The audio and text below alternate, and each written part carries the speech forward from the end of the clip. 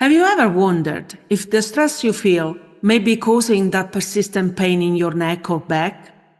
Could unresolved emotions from your past be manifesting as a chronic pain in your body today? What if the key to alleviating your physical pain lies not in medications or painkillers, but in addressing your emotional well-being? Do you know which emotional stressors are linked to specific areas of your body pain? How can mindfulness and therapy transform your experience of physical pain by tackling its emotional roots? Join me after the intro for a conversation with a very special friend with whom we will answer these and many more questions. So grab a cup of coffee, settle in, and let's start. Hi, I'm Rossana D, and this is Forgive and Thrive, a podcast where we explore what thriving in life means and how we can achieve it, irrespective of our past, current condition, and expectations that those around us or society in general may have. Let's go. Welcome to the Forgive and Thrive show. You know, it's incredible how our bodies and minds are so intricately connected. In fact, more than that, they are the two sides of the same coin. I personally experienced times where stress and unresolved emotions have physically manifested in ways that I couldn't initially understand. From neck pain to my shoulders stuck at the ears level to gelatin-like muscles. I had many opportunities to appreciate how much our physical body can manifest the signs of any stress we feel in our emotional body. Appreciating that connection and understanding why our body feels the way it does can make recovering and healing a much easier and more successful endeavor. So today we journey together through the fascinating link between our emotions and our physical well-being. We will discuss how stress and trauma and unresolved feelings can cause chronic pain and share some effective techniques that help finding relief. And we dive into this fascinating topic in a conversation with our guest, Courtney Moore. Courtney is an intuitive healer trained in classical Chinese medicine. She has a clinic in San Francisco where she offers acupuncture, bodywork, and Reiki. She also offers remote intuitive readings to clients around the world. She recently launched the Liberated Body, a 12-week course on excavating and releasing the energetic and emotional roots of pain in the body. Hi, Courtney. Welcome to the Forgive and Try show. Thank you so much for being with us today. Rosanna, I'm so excited to talk to you. I can tell you've had this direct experience of this phenomenon that I'm so passionate about and fascinated by. Let's really explore that together. Absolutely. And I think there is a lot of misunderstanding around this topic. A lot of people don't really get that connection, and therefore they might be willing to try, for example, medications or painkillers even just to stop the pain without really addressing the problem. So I think a lot of people will definitely benefit from this conversation. So I'm excited as well. But before we jump into that main topic, I would like to start with you and to learn a little bit about you and your journey into becoming an intuitive healer. What was your understanding around this connection between physical body and emotional body? Yeah, it's such a great question. And I definitely lived the disconnected life for many years in order to get here. I had a very difficult childhood. I was raised by a single father. We moved twice a year. He was abusive. I ran away from home. And by the time I got to boarding school, which is where I ended up, I had a lot of eating disorders and self-hatred, and I just didn't want to be in my body. I was totally not interested. I think if I would have been in my body, I would have had to feel so much emotional pain, and I was not capable of that, not interested in that, just totally checked out of it. And so I just lived in my head, which is, I think, what a lot of us do. If the body is uncomfortable, if the body is giving us messages we can't or won't receive, we retreat into our intellect.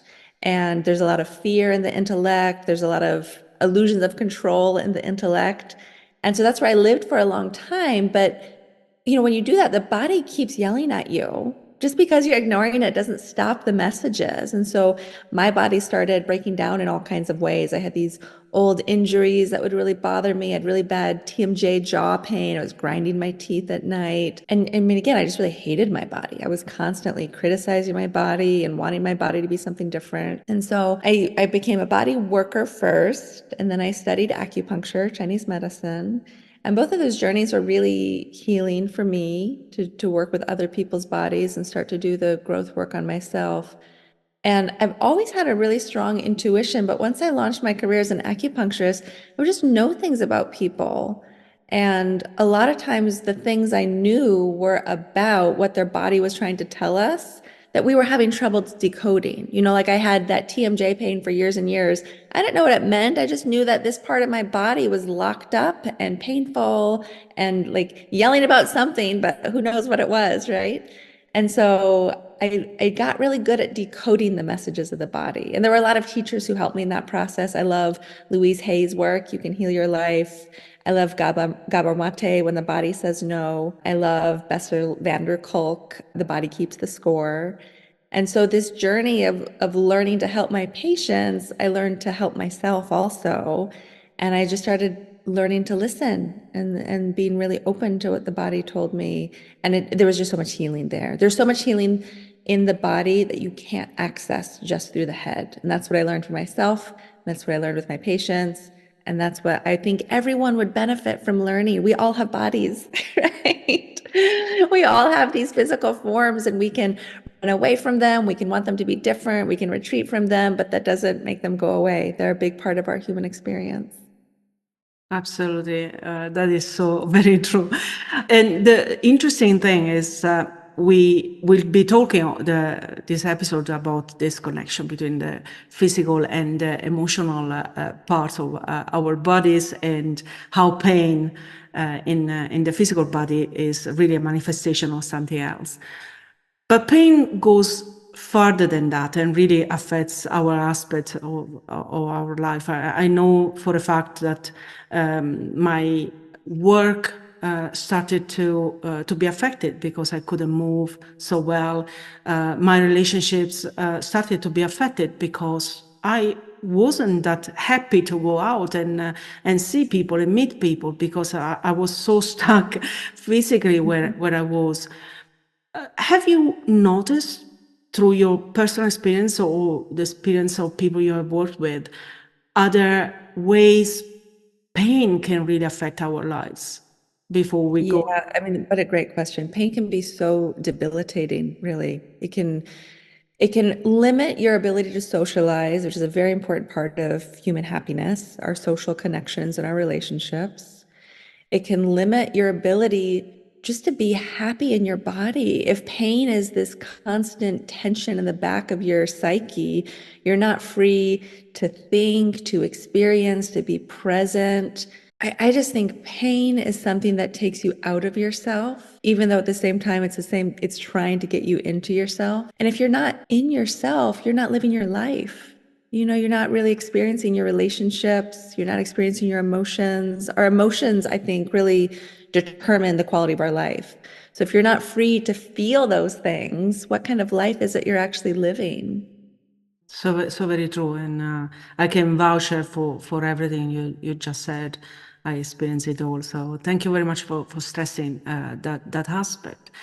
So can we start with some basic understanding of how the body and our emotions are really connected, and how one impacts the other? It's such a great question because I often talk to people about how I'm, very passionate about this mind-body connection, and our emotions are affecting our pain. And so many people react to that by saying, "Oh, yes, I know stress is affecting my body. I should really just do some stress management." And it's still treating just the head. It's sort of like, "Oh, I'm having a stressful experience. If I could just get the stress out of my experience, then my body would feel good." And what I've learned, what I've experienced myself, is that these emotions, these memories, these beliefs, they're energies. I think everything is energy.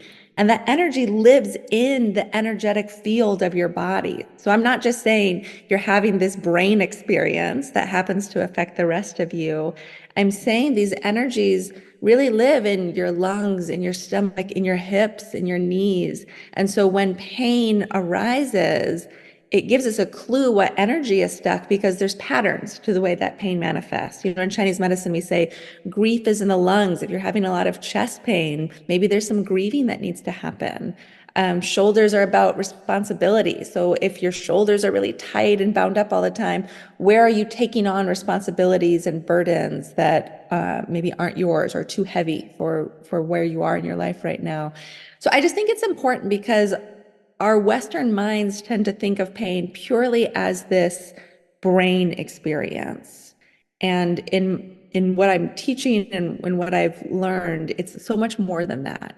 And I think it's important for people to acknowledge that it's not just some nerves firing in the brain a certain way. There's an actual physiological occurrence happening in the body tissues. And we can talk about that from a scientific viewpoint also, right? We can talk about what kind of chemicals are being secreted in the body because of stress at different points and how that's affecting the joints, the circulation, the muscle tissue. We can talk about the nerves themselves, and the vagus nerve is a big hot topic right now. What is the vagus nerve doing? 80% of the vagus nerve fibers are afferent, which means it takes information from the body, from the experience of tense muscles or slow digestion or shallow breathing. And it takes that information and informs the brain about, are you safe right now? Is your life okay right now? And so the body is equally, if not more important than the brain when it comes to pain. Does that make sense when I say it that way? It does. And in fact, it triggers another question. Is it possible that if we have physical challenges, then we can experience an emotional pain as well? I don't know, for example, if you have a car accident and you break some bones, can you also develop, I don't know. Yeah, it's a wonderful question. And the Chinese medicine answer is a strong yes. And I remember I had a teacher who I was thinking about this in such a Western way. And he was like, Courtney, it's not this like top down cause and effect that the Western mind thinks of. It's all simultaneous. So if there's too much phlegm in the lungs from eating too much dairy, for example, it's very possible that person then starts to feel more melancholy, more sadness, even if there wasn't like an event that caused grief. And the same thing with what you're describing. Sometimes, there's a surgery or you break a bone, and we would say that like severs those channels of energy. And when those channels of energy are severed, it affects the emotional experience. It affects the mental experience. And so you have to address things at a somatic, energetic level, as well as on an intellectual, emotional level. And in terms of addressing that pain, we were just mentioning before that the Western medicine in Western countries, we tend to numb the pain. And I found a beautiful quote from Rumi who said, "The cure for pain is in the pain." And it doesn't seem to align with what Western countries and Western medicine tend to do. So we want to go in the painkillers and cocktails of medications.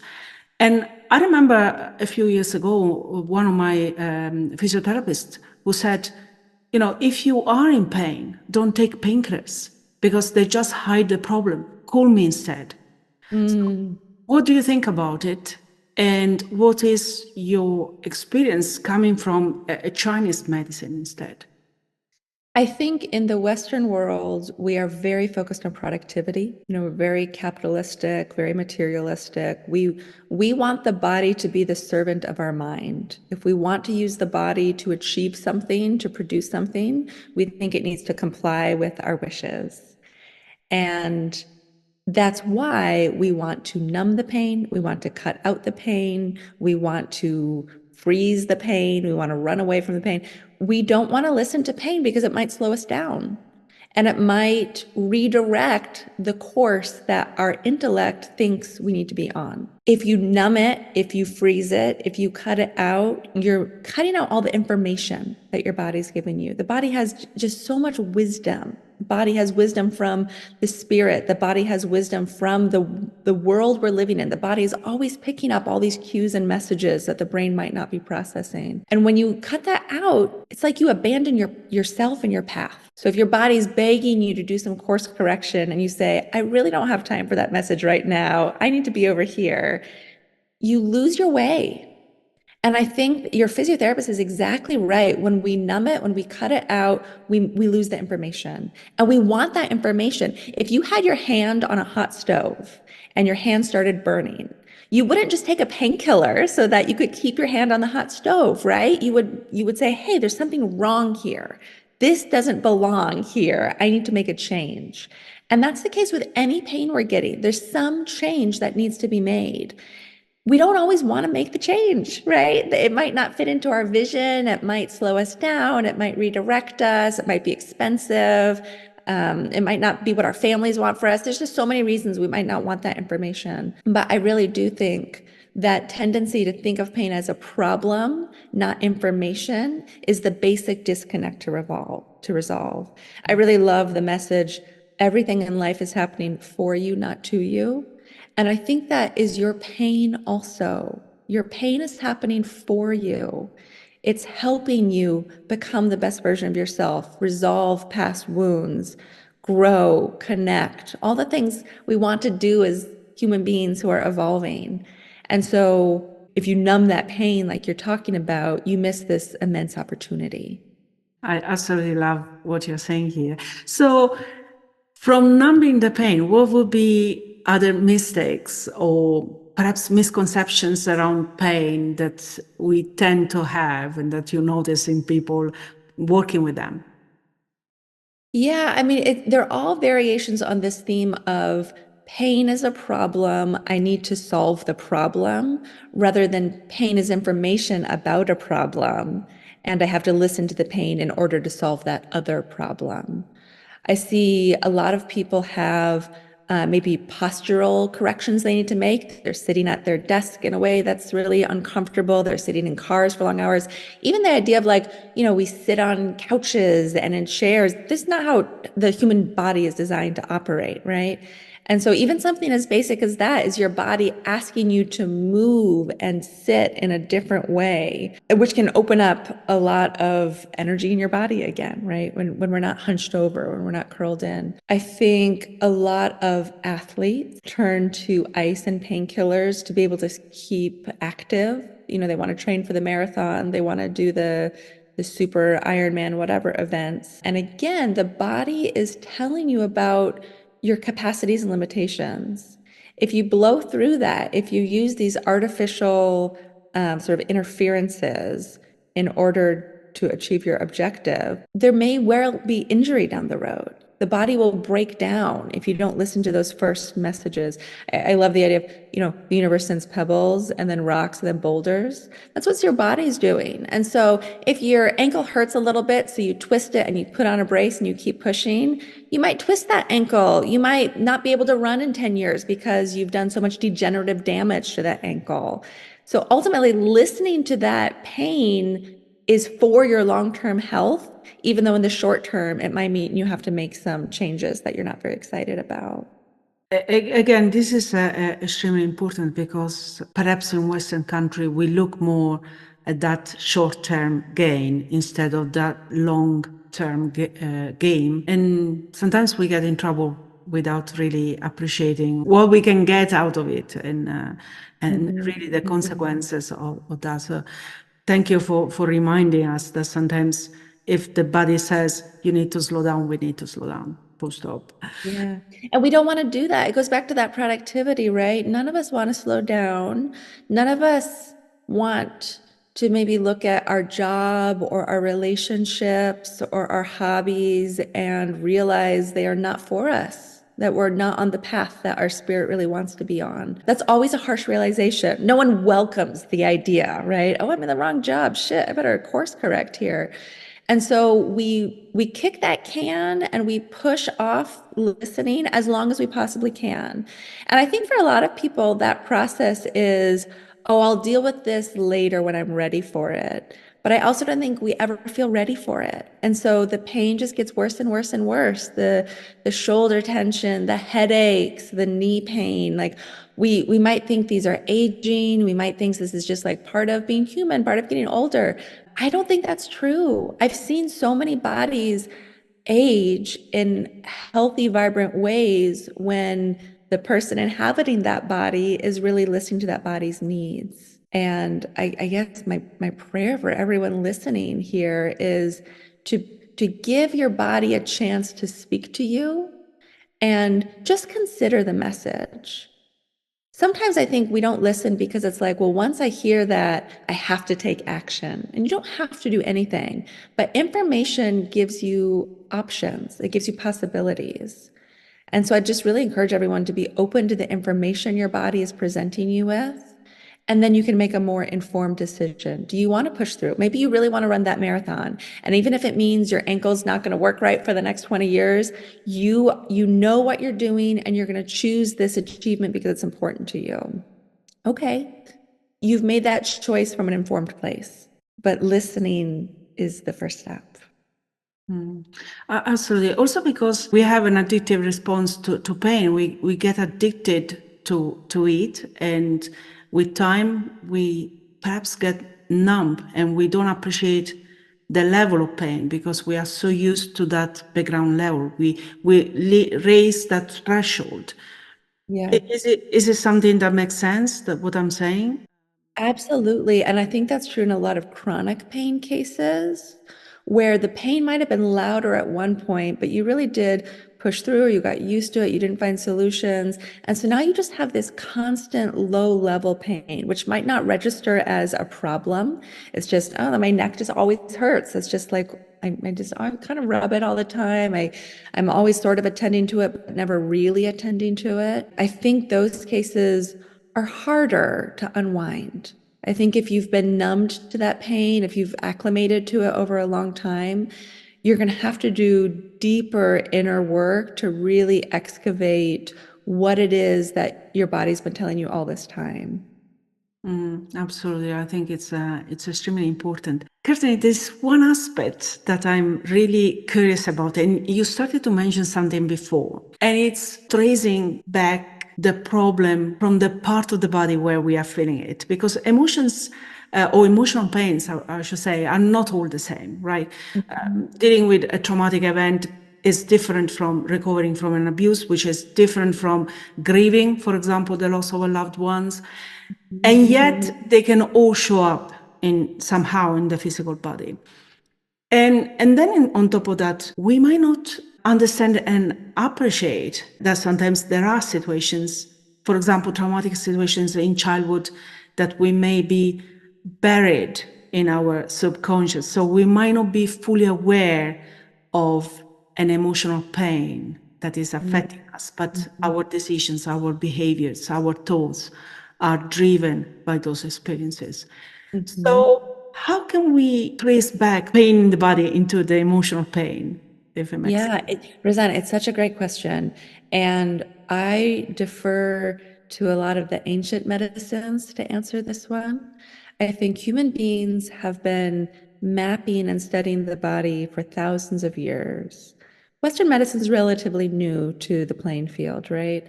But some of these ancient maps are really useful for decoding the body. So there's three maps that I turn to often, and a fourth newer map that I sometimes turn to. The first is just the basic Chinese medicine idea of yin and yang. Yin has to do with the female, with being passive or receptive, slower. Its sleep is yin, nighttime is yin, shadow is yin. The yin side of the body is the left side of the body. And so often, if people have pain arising on the left side, I'll start by exploring this yin versus yang dynamic. Is there a woman in your life, a mother, a partner who you're having conflict with? Are you having difficulty being more active and aggressive and forward moving? And is that manifesting as this sort of heaviness somewhere on the left side of your body?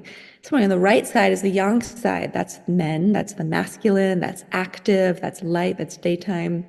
And so if there's something on the right side of the body, is there a man in your life who you have some unresolved relationship with? And also, are you doing too much? Are you overusing your yang? Do you need to bring more yin in and slow down and not take on the responsibility and not be doing all the time? The second Chinese medicine map, of course, is the meridians. There's 12 primary meridians, and you can look up maps of these online. If, for example, someone had pain in their outer hip, that's where the gallbladder meridian runs. And there's different themes associated with each of these meridians. The gallbladder is associated with anger. It's associated with a lot of activity. We call it the army of the body. It really like goes and does things for us. The liver's the general that gives the command, and the gallbladder takes that command and puts it into play. And so for right-sided hip pain, I'd be really curious about men in your life, about the role of anger in your life, and about overdoing things in your life. And everybody is different, but those are really good starting points, right? For exploring what might this location of pain mean for me emotionally. The third map is the chakra system, which comes from Indian culture.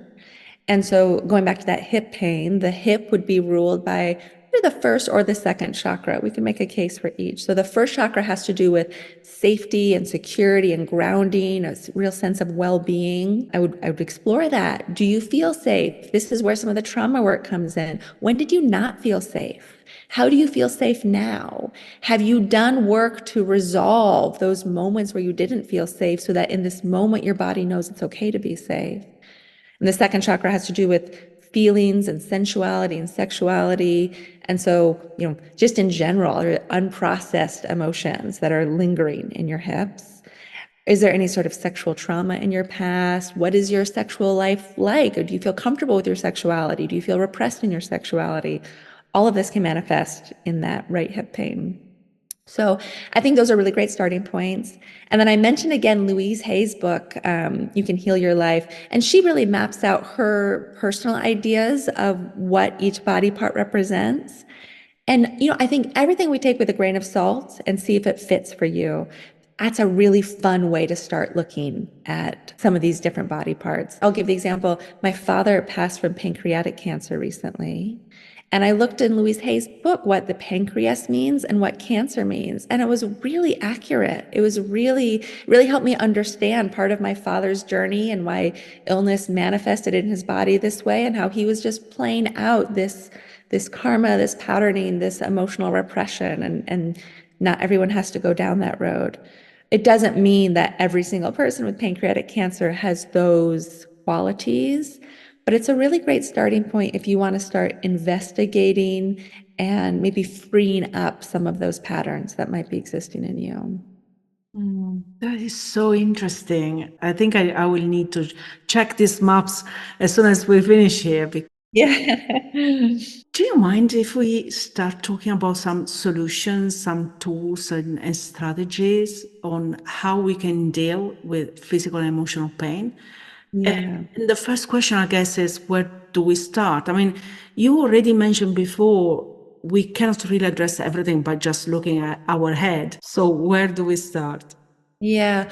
Well, I'll tell you, Rosanna, I do always start people with the physical because we're talking, you and I, generally about pains that have been there for a while, that headaches that won't go away, the neck pain that's been there for a long time. Pain does have a physical component also, right? Like we're talking about the emotional, but I always have people do an anti-inflammatory diet to start, make sure they're getting enough water, enough protein, enough nutrients, enough sleep.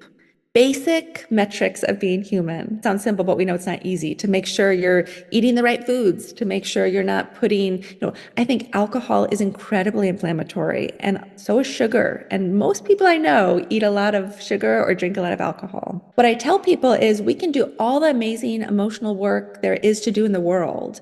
And if you're flooding your system with toxins, it's not going to help. We're not going to get to the thing. And so everyone needs to start with the physical on that level. Going one step further, different practitioners and modalities can be very helpful. And that's a good first step.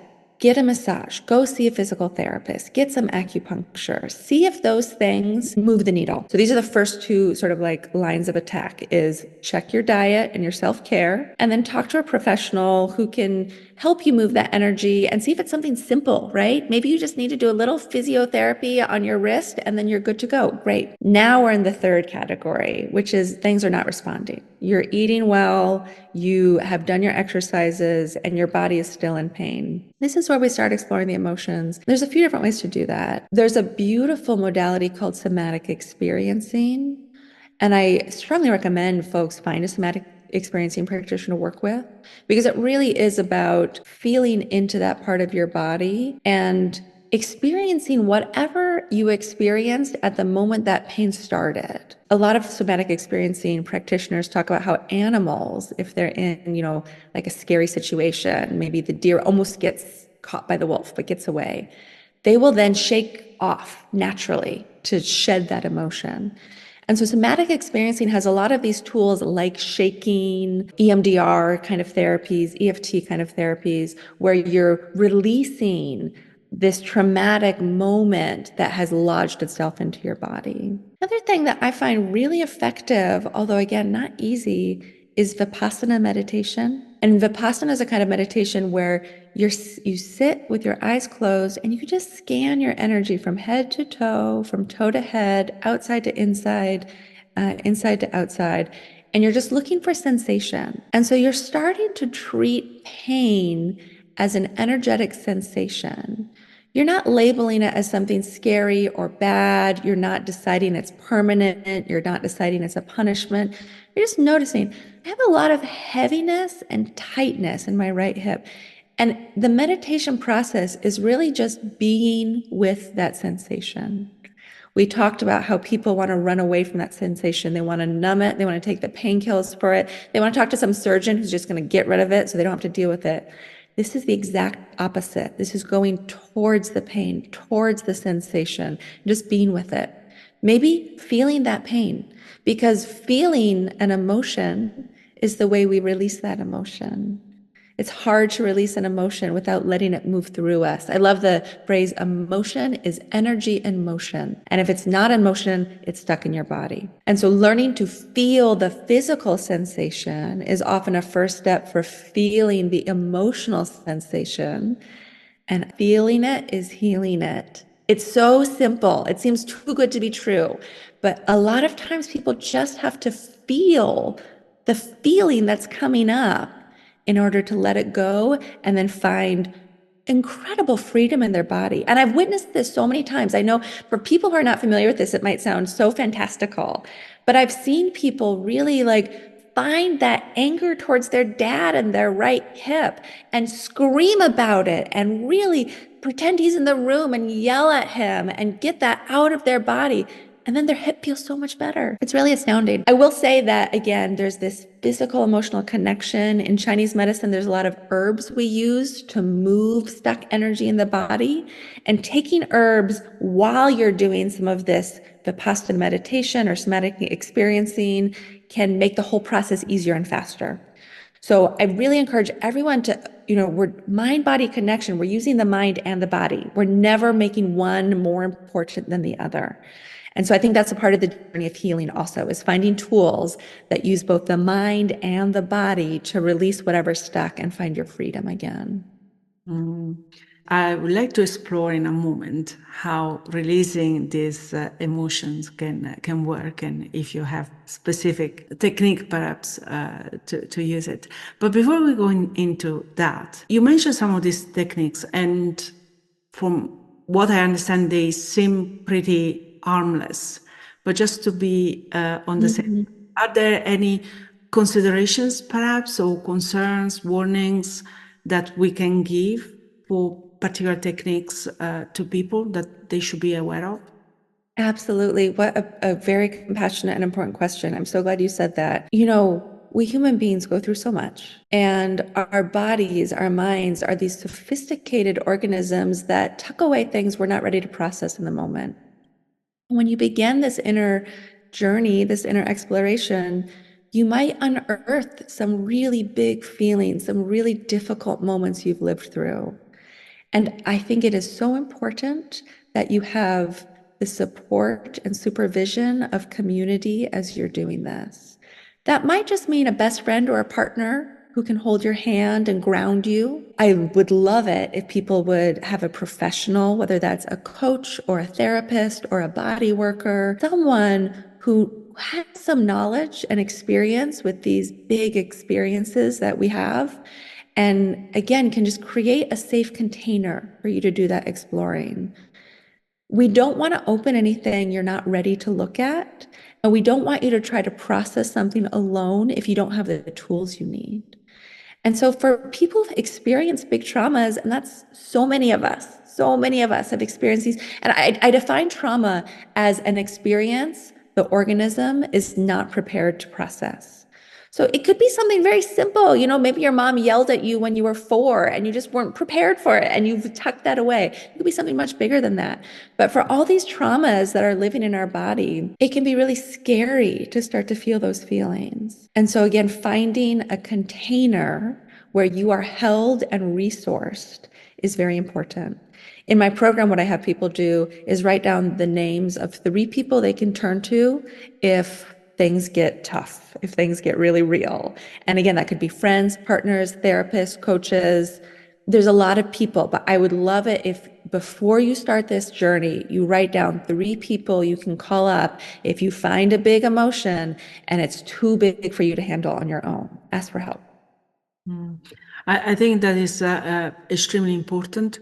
And first of all, thank you for reminding us what trauma really means, because sometimes we become very judgmental with others, and we tend to say, oh, you know, this thing is nothing. But we don't really know how they experience and how prepared they were to experience that event. So I think that is an extremely important point to make, a little bit of a compassion towards the others. But I love this idea of the container and people to help you through that particular moment, because I have this impression that as a society, and we go back to the numbing way, we tend to numb ourselves not to think. We tend to numb ourselves just in an attempt not to feel the feelings. And instead of sitting there and scanning our body, as you mentioned before, we prefer, I don't know, scroll on social media and check our Instagram feed, right? So I think it's very difficult, especially in Western countries, to find that moment of quiet and really going in and be open to feel, rather than being that listening basically to the noise from the outside world. That's exactly right. And it's interesting. In my program, I struggled with what kind of commitment to ask for from people to create this container. You know, I think Oprah or Deepak Chopra, both of them say, if you don't have time to meditate once a day, you need to meditate twice a day, right? But people have these stories, these resistances that they can't make that time for themselves. And I had a patient who said, you know I can make 5 minutes for myself. So if you can give me tasks in 5-minute increments, I will do them. And I think that's a really good starting point. For myself, I meditate every day. It's still hard for me to commit to a long meditation, but I just tell myself, Courtney, just set the timer for 5 minutes. When the timer goes off, you can stop. If you're having a good time, you can keep going. And I pretty much always want to keep going. But if I told myself I was going to sit down for an hour or even 20 minutes, I would be like, oh, no. First I'll unload the dishwasher. Wait, I should check my email. Oh, wait, have I, all these different things come up. And so I think starting small and giving yourself permission and grace and accolades for starting small. Start with 5 minutes. I think that's very, very important.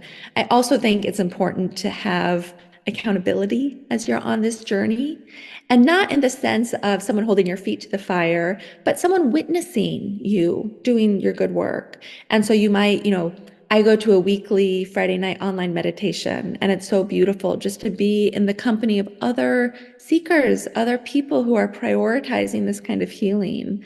I think we heal so strongly in community. And I think that keeps us motivated, keeps us on the path of doing this hard work. So those are the two starting points I'd say. Start small, and that's perfectly okay, and have some kind of community element to keep you on the path. That is so interesting because especially the tip of starting small, 5 minutes at a time, because I feel that we can always find time for others, but Yes, actually the 5 minutes for ourselves. yes. And sometimes we tend to rush and give too much from an empty vessel. And Yes. I'm with Yeah. that.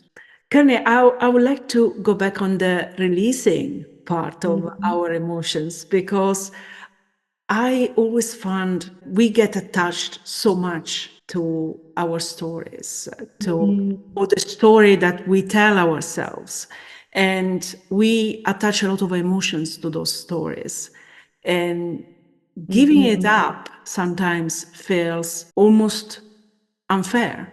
When, especially if we have been traumatized, we have gone through an abuse, we feel perhaps that we are in the right, or we have the right to keep telling ourselves that story, that we have been wronged somehow. Mhm. But Mhm. that keeps us in a very victim state. Mhm. Mhm. So we need to release the story. We need to release that emotions. So Mhm. do you have a specific technique that you use with yourself and others?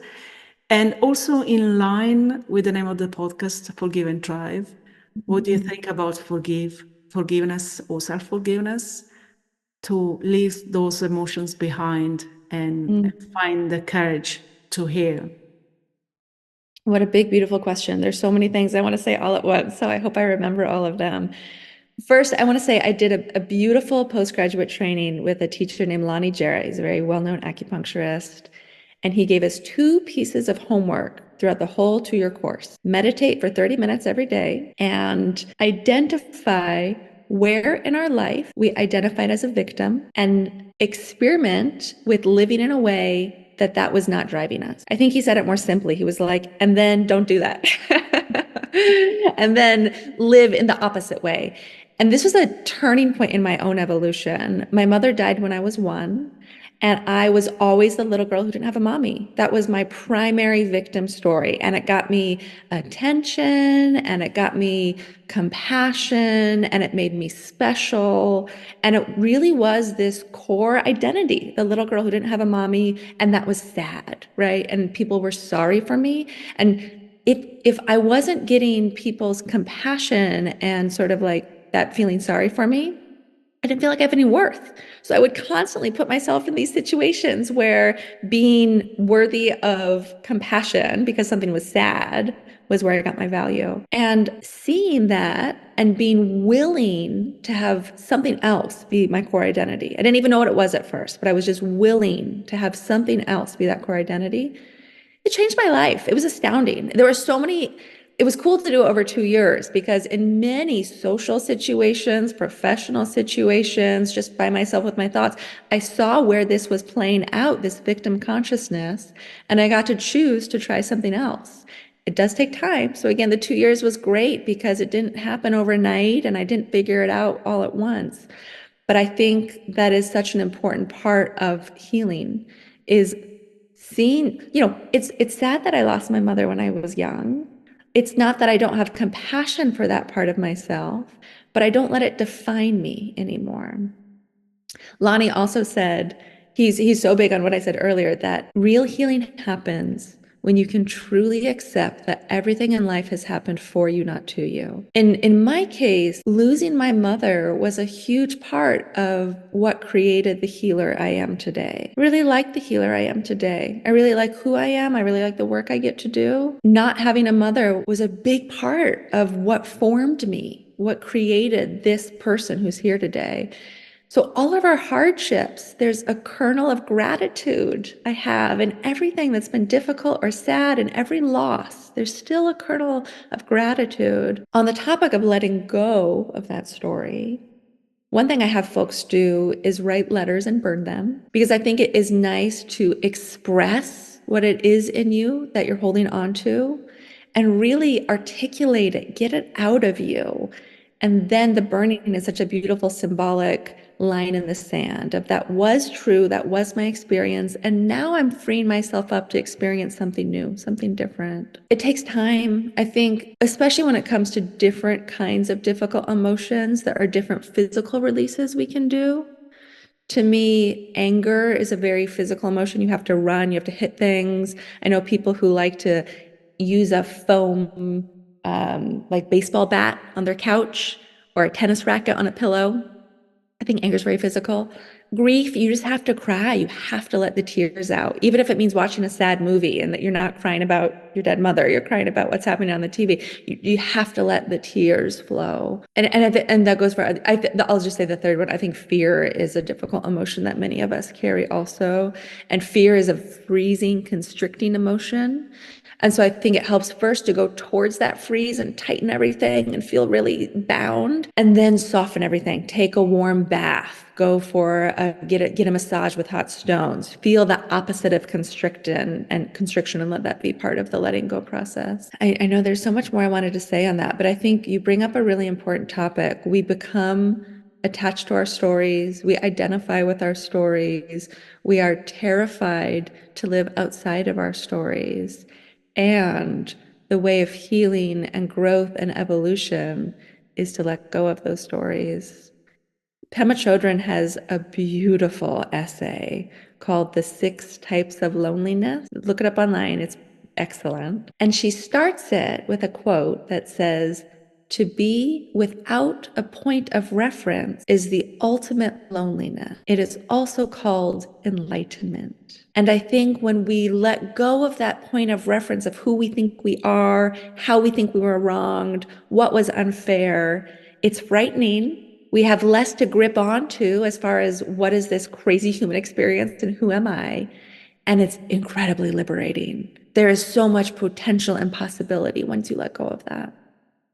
That is so beautiful. I definitely have to look in online on this point. Courtney, we talk about the network and finding people that can support us. How can we be a support for someone else? So how can we show up in someone else's life and for our loved ones in a way that really help them?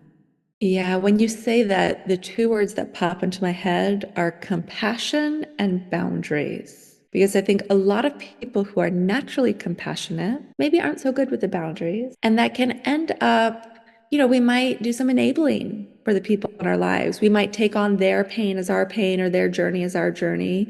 We might allow behaviors that hurt us because we think it's a way of supporting them. And so I think the boundaries are very important. The compassion is important because we are all these struggling imperfect humans trying to figure out something in a world that doesn't make a lot of sense. And so giving people grace, giving people second chances, and that's where there's a line to walk there between compassion and boundaries. Letting people be imperfect and make mistakes and need help, but also holding a standard about how you're treated and what communication looks like, and making sure that anyone you're trying to help is also trying to help themselves. Because I know for myself, I easily fall into the trap of helping people who are not trying to help themselves. And that doesn't actually help either one of us. So I think it's a beautiful intention. Ultimately, I think the best thing we can do for our community is heal ourselves. It might feel selfish, like, no, that person, they need so much more help than I do. If I could fix them, then everything would be better. That's always a lie. We don't fix other people. We love people as they fix themselves. And we love ourselves as we do the inner work we need to grow and be the best version of ourselves also. So compassion, boundaries, and doing your own inner work. And with this beautiful message, I would love to come back on you before we conclude this conversation and ask you if there is anything that you are working on right now, that you are planning for the rest of the year, anything at all that you want to share with us.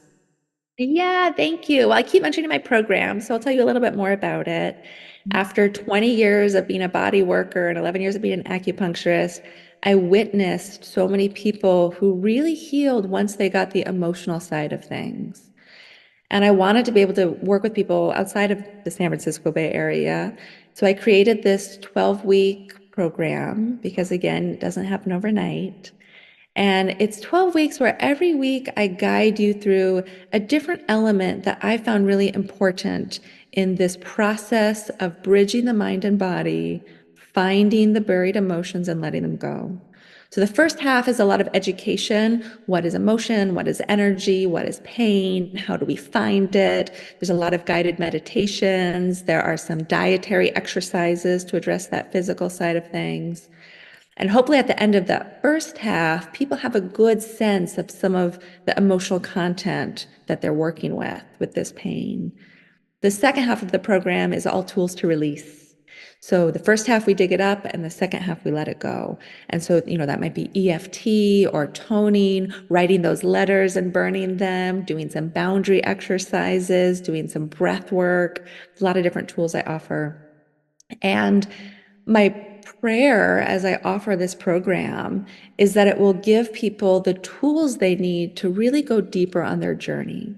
That might not mean their pain is totally resolved at the end of the 12 weeks, but I want them to have a better idea of why the pain is there and some tools to work with the pain so that they feel resourced and there's a sense of momentum. They don't feel stuck. They feel like they're moving some of that stuckness. So that's available. It's available online. There's a group because I love community healing. So we meet as a group once a week and we have a WhatsApp thread that we can share, whatever's coming up week to week. And everyone gets 3 one-on-one medicine readings with me. And so that's where I will look at your energy psychically and tell you what I see, what I think might be going on so that you have a little leg up on that excavation journey.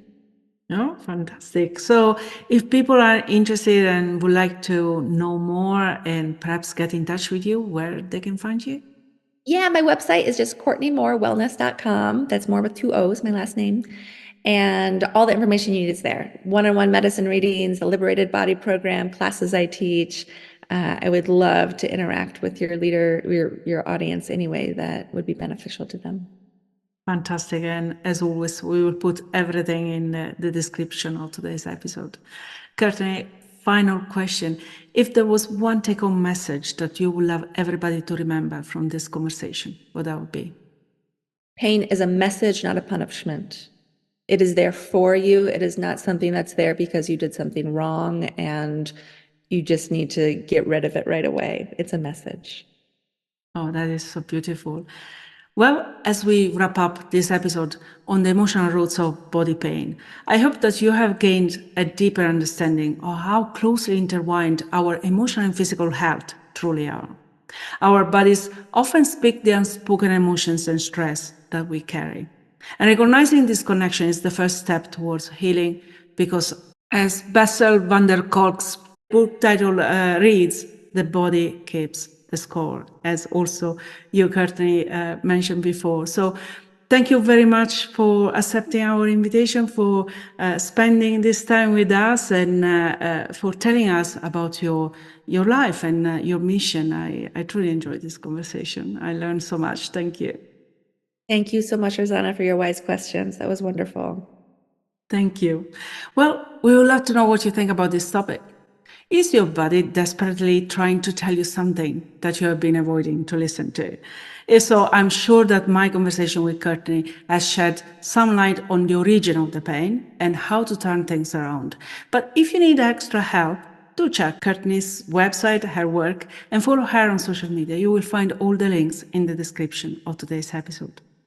Hopefully not, but if you have been affected in any way by the topic we discussed today, as always, I invite you to seek professional help. Join me next time when we will continue exploring inspiring and challenging situations, because remember, we are together in this journey. Thanks for watching. If you enjoy this content, subscribe to our channel and don't forget to hit the notification bell and like this video. See you in the next one.